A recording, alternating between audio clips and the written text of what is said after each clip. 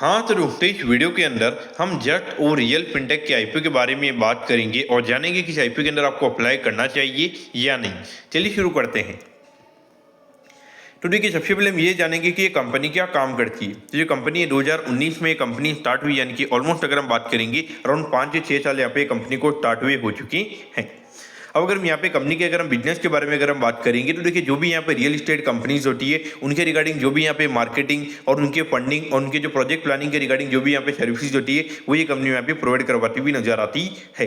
लेकिन मेनली अगर हम देखेंगे जो यहाँ पे मिड टिकट जितने भी यहाँ पे रेसिडेंशियल जो भी डेवलपमेंट होते हैं उनके रिगार्डिंग हमें यहाँ पे ये कंपनी सर्विसेज प्रोवाइड करवाती हुई नजर आती है। अब अगर हम यहाँ पे कंपनी के अगर हम टोटल नंबर ऑफ एम्प्लॉइज की अगर हम बात करेंगे तो अराउंड 331 एम्प्लॉइज हमें यहाँ पे कंपनी के अंदर काम करते हुए नजर आते हैं। तो कहीं ना कहीं अगर हम देखेंगे तो एक अच्छे जो एम्प्लॉय काउंट है कंपनी का वो हमें यहाँ पे दिखाता है। कहीं ना कहीं एक अच्छे स्केल पे हमें यहाँ पे ये कंपनी अभी करंटली काम करती हुई नजर आ रही है। अब अगर हम आईपीओ के ऑब्जेक्टिव के बारे में अगर हम बात करेंगे, यानी कि जो आईपीओ से कंपनी को पैसा मिलने वाला है उसको कंपनी कैसे यूटिलाइज करने वाली है, तो देखिए लगभग 36.5 करोड़ रुपए हमें यहाँ पे कंपनी वर्किंग कैपिटल के लिए हमें यहाँ पे यूज करती हुई नजर आएगी। अराउंड 6.3 करोड़ की अगर हम बात करेंगे तो ये पैसा कंपनी में यहाँ पे अपने जो आईटी इंफ्रास्ट्रक्चर है उसको अपग्रेड करने के रिगार्डिंग हमें यहाँ पे कंपनी उस पैसे को यूज करती हुई नजर आएगी। और बाकी अगर हम बात करेंगे तो लगभग 5 करोड़ का डेट हमें यहाँ पे कंपनी क्लियर करती हुई नजर आएगी। तो देखिए 5 करोड़ के डेट से यहाँ पे कंपनी के अंदर कंपनी के ऊपर कोई यहाँ पे ज्यादा कोई फर्क नहीं पड़ने वाला है, क्योंकि ऑलरेडी लगभग 15 करोड़ के लगभग का प्रॉफिट में कंपनी भी कमाती हुई नजर आती है। तो वहां पर अगर 50 लाख यानी कि अगर 5 करोड़ के लगभग का डेट अगर यहाँ पे ये कंपनी क्लियर भी कर देती है तो उसे हार्डली 50 लाख के लगभग यहाँ पे जो कंपनी का इंटरेस्ट कॉस्ट है वो हमें यहाँ पे बचता हुआ नजर आएगा। अब अगर हम कंपनी के फाइनेंशियल्स के बारे में अगर हम बात करेंगे तो देखिए 2023 में लगभग 70 करोड़ रुपीस के लगभग यहाँ पे कंपनी का रेवेन्यू का नंबर था।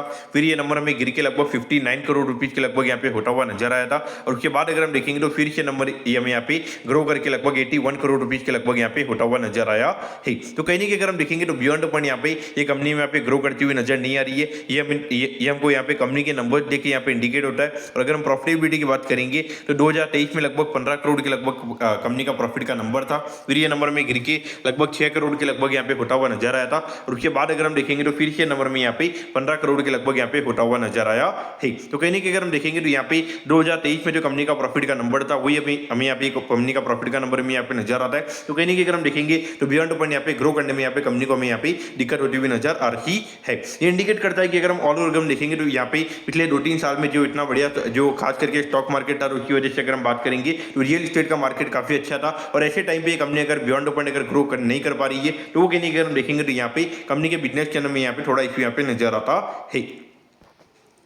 अब अगर हम आईपीओ के डिटेल्स के बारे में अगर हम बात करेंगे तो देखिए 24 सितंबर को आईपीओ में ओपन होता हुआ नजर आएगा और 26 सितंबर को आईपीओ में क्लोज होता हुआ नजर आएगा। अगर हम प्राइस बैंड के बारे में अगर हम बात करेंगे तो 127 के कट ऑफ प्राइस पे कंपनी यहाँ पे शेयर देती हुई नजर आ रही है। और 1000 शेयर का लॉट शेयर में यहाँ पे कंपनी का नजर आता है, यानी कि एक लॉट को अप्लाई करने के लिए यहाँ पे 2000 शेयर्स के लिए यहाँ पर आपको अप्लाई करना पड़ेगा, जिसके लिए 2,54,000 रुपीज यहाँ पर आपको लगने वाली है। अब अगर हम आईपीओ के टोटल इश्यू साइज की अगर हम बात करेंगे तो देखिए अराउंड 63 करोड़ रुपीज के लगभग का आईपीओ का टोटल इश्यू साइज में यहाँ पे नजर आता है। और ये पूरा पैसा में यहाँ पे कंपनी के पास में जाता हुआ नजर आएगा। और इसमें अगर हम रिटेल कोटा की अगर हम बात करेंगे तो अराउंड 35% के लगभग यहाँ पे कंपनी का रिटेल कोटा है, यानी कि लगभग यहाँ पे 22 करोड़ के जो कंपनी के शेयर है वो यहाँ पे रिटेल पब्लिक के पास में यहाँ पे जाते हुए नजर आएंगे। अब अगर हम लिस्टिंग की अगर हम बात करेंगे तो बीएससी के एसएम प्लेटफॉर्म पे कंपनी में यहाँ पे लिस्ट होती हुई नजर आएगी। अब अगर हम आईपीओ के टाइम टेबल के बारे में अगर हम बात करेंगे तो देखिए 29 को आपको पता चल जाएगा कि आपको अलॉटमेंट मिला ही। अलॉटमेंट नहीं मिलता तो 30 सितंबर को आपको रिफंड मिल जाएगा। 30 सितंबर को आपके डीमैट अकाउंट में शेयर आ जाएंगे अगर आपको अलॉटमेंट मिलता ही। और 1 अक्टूबर को ये कंपनी में यहाँ पे लिस्ट होती हुई नजर आएगी।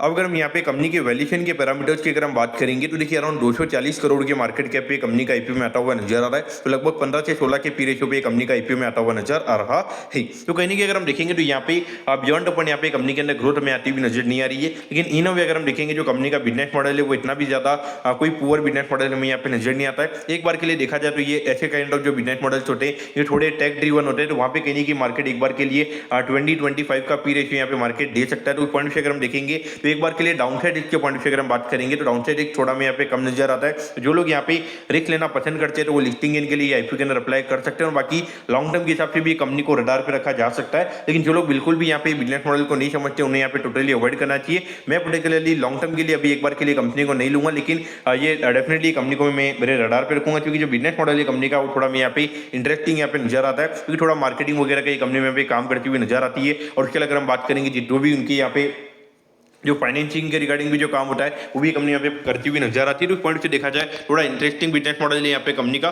तो वहाँ पे लिस्टिंग गेन के लिए मैं डेफिनेटली यहाँ पे थोड़ा रिस्क लेकर, यानी कि मुझे लगता है कि अगर नीचे में अगर थोड़ा मार्केट में नेगेटिविटी आती है तो लगभग 5% के डिस्काउंट पे ये कंपनी में यहाँ पे लिस्ट होती हुई नजर आ सकती है। लेकिन अगर मार्केट अच्छा रहता है तो लगभग 15-20% के प्रीमियम पे ये कंपनी में यहाँ पे लिस्ट होती हुई नजर आ सकती है। तो इस पॉइंट से मैं थोड़ा रिस्क लेके यहाँ पे एक बार के लिए लिस्टिंग गेन के लिए डेफिनेटली अप्लाई करूंगा। लेकिन लॉन्ग टर्म के लिए जब ये कंपनी थोड़ी लिस्ट हो जाएगी 3-4 महीने बाद, जब कंपनी के थोड़े रिजल्ट आएंगे, जब फिर हमें थोड़ा पता चलेगा, उसके बाद में लॉन्ग टर्म के लिए हम यहाँ पे व्यू बनाएंगे। एक बार के लिए लिस्टिंग गेन के लिए डेफिनेटली मैं पर्टिकुलरली यहाँ पे आईपीओ के अंदर अप्लाई करूंगा। तो मैं कहता हूँ कि जस्ट तो रियल फिनटेक के आईपीओ के बारे में आपको सब कुछ समझ में आ गया होगा। अगर आपकी कोई भी क्वेरीज है आप कमेंट कीजिए, मैं जरूर आपके कमेंट पर रिप्लाई करूंगा। ओके दोस्तों, thank you, have a nice day.